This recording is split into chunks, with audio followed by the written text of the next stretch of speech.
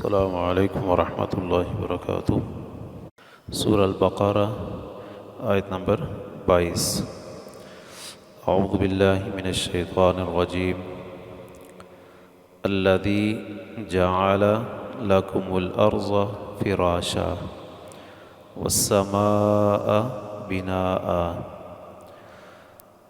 الذی وہ جس نے جعل بنایا لکم تمہارے لیے الارض زمین کو فراشا بچھونا فرش والسماء اور آسمان کو بناء چھت وانزل من السماء ماء اور اتارا اس نے آسمان سے پانی فأخرج به من الثمرات رزقا لکم پھر نکالا اس پانی کے ذریعے پھلوں میں سے رزق تمہارے لیے۔ فلا تجعلوا للہ اندادا سو نہ بناؤ اللہ تعالیٰ کے لیے کسی قسم کے شریک وانتم تعلمون جب کہ تم جانتے ہو۔ اللہ تعالیٰ نے پچھلی آیت میں اپنی عبادت کا حکم دیا تو وہاں پر انسانوں کو پیدا کرنا اس چیز کو بنیاد بنایا کہ تمہارا خالق میں ہوں تو پھر عبادت بھی میری ہی کرو۔ اس آیت میں مزید اللہ تعالیٰ نے اپنے ربوبیت کے دلائل دیے ہیں اور انہیں بنیاد بنایا ہے توحید کے لیے۔ توحید ربوبیت کا معنی کہ اللہ تعالیٰ کے علاوہ کوئی اور نہ پیدا کرنے والا ہے یا نہ پالنے والا ہے، نہ ہی زندگی میں زمین کے خزانوں کا کوئی اور مالک ہے اللہ تعالیٰ کے علاوہ۔ رب کا معنی پالنے والا، تو ربوبیت ایسی توحید جس میں پالنے کے بارے میں اللہ تعالیٰ کا اکیلا ہونا بیان کیا جائے۔ تو چونکہ یہ باتیں مشرکین خوب اچھی طرح جانتے تھے، مانتے تھے اور اس بات کے معترف تھے کہ یہ سارے کام اللہ تعالیٰ کے علاوہ کوئی نہیں کرتا ہے، تو فرمایا جس اللہ تعالیٰ نے یہ زمین تمہیں دی ہے اور دیکھو اس زمین کی وسعت دیکھو، اس کی لمبائی چوڑائی دیکھو، کتنے انسان یہاں بستے ہیں، پھر اس نے اس زمین میں تمہارے لیے طرح طرح کی معدنیات اور ذخائر اور خزانے رکھ دیے ہیں، اور آسمان کو تمہارے لیے اللہ نے چھت بنا دیا اور اس آسمان سے کئی طرح کے اللہ تعالیٰ نے تمہارے لیے نعمتیں اس کے ساتھ جوڑ دی ہیں۔ سورج، چاند، ستارے، یہ آسمان پر ان کا تعلق ہے، پھر آسمان سے بارش برستی ہے، بادل ہیں، تو یہ ساری نعمتوں کا تعلق آسمان سے۔ پھر اللہ تعالیٰ پانی برساتا ہے تو اس میں سے وہ اس کے ذریعے پھل اگاتا ہے اور وہ پھل تمہارے اور تمہارے جانوروں کے کام آتے ہیں۔ تو یہ ساری چیزیں اللہ تعالیٰ کے علاوہ کوئی نہیں کرتا، یہ تو تم بھی مانتے ہو۔ تو کہا جب اللہ تعالیٰ کے علاوہ یہ کام کوئی کر نہیں سکتا تو پھر مان لو کہ عبادت کے لائق بھی اللہ تعالیٰ کے علاوہ اور کوئی نہیں ہے۔ اور یہ باتیں وہ مشرک مانتے تھے جنہوں نے کسی نبی کی کوئی دعوت نہیں سنی تھی ابھی تک، لیکن آج کلمہ پڑھنے کے باوجود بہت سارے لوگ ان چیزوں کی نسبت اللہ تعالیٰ کے علاوہ کسی اور کی طرف کر دیتے ہیں۔ اللہ کہتے ہیں اللہ نے ہی تمہیں پیدا کیا ہے، اور یہاں پر اولاد ہوتی ہے تو اس کی نسبت غیروں کی طرف کر دی جاتی ہے، بلکہ ہونے سے پہلے ہی قبروں پر چکر لگائے جاتے ہیں اور ان سے اولاد کے حصول کا عقیدہ اور نظریہ اور سوچ رکھی جاتی ہے۔ تو یہ مطلب کہ توحید ربوبیت بھی یہاں پر خراب ہو گئی ان لوگوں کی۔ پھر زمین کے بارے میں، اس کے خزانوں کے بارے میں لوگوں کے ساتھ ان کا تعلق ہے اور ان کی طرف نسبت ہے کہ فلاں جو ہے وہ ہمیں فائدہ دے سکتا ہے، فلاں پتھر ہمیں نقصان دے سکتا ہے، فلاں پتھر اس کو گھڑ کے ہم اپنے گھر میں رکھ لیں گے، اپنی دکان میں رکھ لیں گے تو بڑی جناب اس سے خیر و برکتیں ہوں گی۔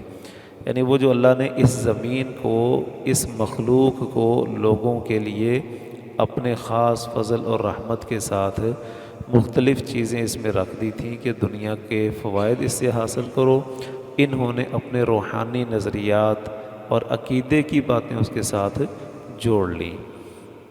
تو نتیجہ یہ کہ فَلَا تَجْعَلُوا لِلَّهِ أَندَادًا، جو اللہ نے ایک نتیجہ نکالا تھا کہ جب یہ سب چیزیں اللہ کی طرف سے ہیں تو پھر تمہیں اللہ کے ساتھ کسی کو عبادت میں شریک نہیں کرنا چاہیے۔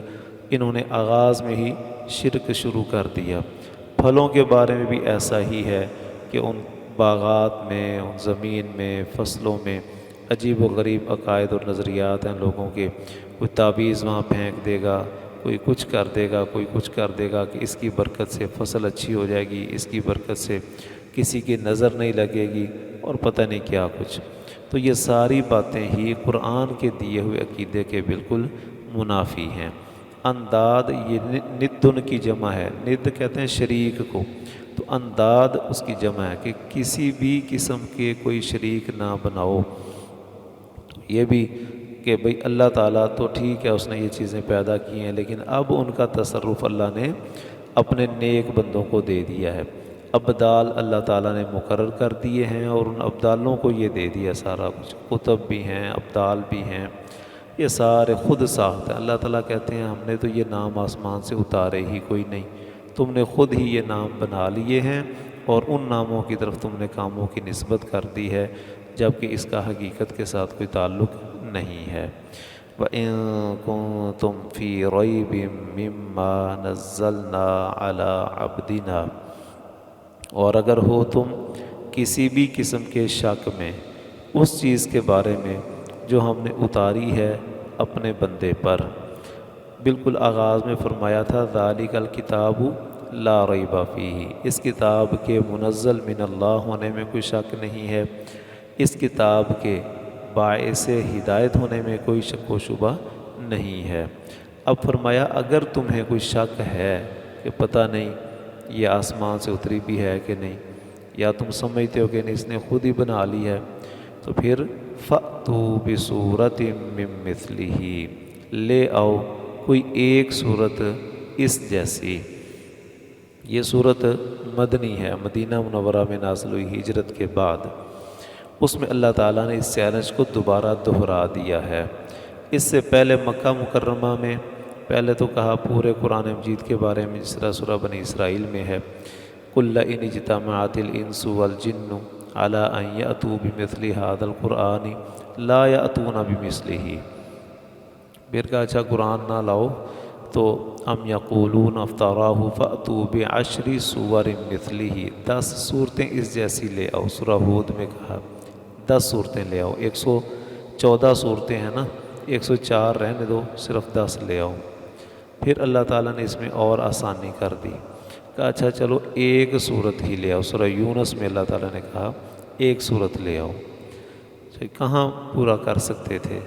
سورۃ طور میں کہا اچھا فَلْيَأْتُوا بِحَدِيثٍ مِّثْلِهِ، چلو صورت بھی رہنے تو ایک جملہ ہی بنا کر لے آؤ، ایک بات اس جیسی اس کے معیار پر لے آؤ۔ تو یہ مکہ میں تو یہ ترتیب اللہ تعالیٰ نے چیلنج ان کو تبدیل کر کر کے، تو اب یہاں پھر دہرا دیا کہ چلو کوئی ایک صورت ہی اس جیسی لے آؤ اگر تم سچے ہو۔ وَادْعُوا شُهَدَاءَكُم مِّن دُونِ اللَّهِ إِن كُنتُمْ صَادِقِينَ، اور بلاؤ شہداءکم، اپنے ان شہداء کو جن کے بارے میں تمہارا یہ خیال ہے کہ یہ قیامت کے دن ہمیں بخشوا لیں گے اور ان کے پاس اختیارات ہیں، تو اللہ تعالیٰ کے علاوہ جنہیں تم کچھ کرنے والا سمجھتے ہو اور جنہیں تم اپنے پاس حاضر سمجھتے ہو، جن کے بارے میں تمہارا عقیدہ یہ ہے کہ یہ جناب ہر وقت ہمیں دیکھ رہے ہیں، ہماری نگرانی کر رہے ہیں، ہماری حفاظت کر رہے ہیں، ان کو ہمارا سارا پتہ ہوتا ہے جی ہم کہاں ہیں، کیا کر رہے ہیں، تو ان کے سامنے، پیروں کے سامنے ہماری کوئی بات چھپی تھوڑی ہوتی ہے، وہ سارا کچھ جانتے ہوتے ہیں۔ کہ وہ جن کے بارے میں تم سمجھتے ہو نا وہ ہر وقت جانتے ہیں اور سب کچھ وہ تمہارے پاس ہوتے ہیں ہر وقت، ان کو بھی ذرا لے آؤ اگر تم واقعی سچے ہو تو۔ فَإِن لَّمْ تَفْعَلُوا، پھر اگر تم نے ایسا نہ کیا، وَلَن تَفْعَلُوا، اور کر بھی نہیں سکو گے، یہ بھی چیلنج ہے۔ یہ اگلی بات اللہ تعالیٰ نے فرما دی، اور یہ بڑا آسان تھا ان لوگوں کے لیے کہ دیکھو بھئی یہ قرآن تم کہتے ہو آسمان سے آیا ہے، اللہ تعالیٰ کا اتارا ہوا ہے، اور یہ قرآن تمہارا کہہ رہا ہے کہ تم اس طرح کی کوئی نہیں بنا سکو گے، یہ دیکھو ہم نے بنا کر پیش کر دی ہے۔